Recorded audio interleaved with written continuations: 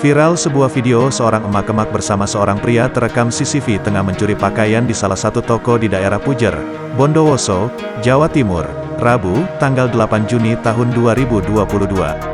Video rekaman CCTV tersebut kemudian diunggah oleh akun Instagram @terangmedia. Dalam video terlihat seorang emak-emak mengenakan gamis berwarna hitam putih berada di sebuah toko pakaian. Awalnya ia terlihat seperti sedang memilih pakaian. Ia memilah-milah pakaian yang ada di gantungan. Ia tampak ditemani seorang pria berbaju kuning yang juga terlihat sedang memilih baju. Tak disangka, emak-emak tersebut justru mengambil cukup banyak pakaian dan melipatnya. Kemudian ia masukkan ke dalam gamisnya.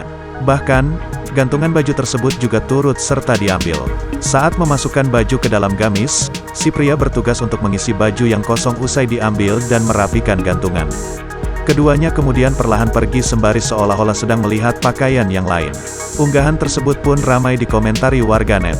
Hingga kini belum diketahui lanjutan dari kejadian tersebut. Jangan lupa subscribe, share, komen, dan like ya!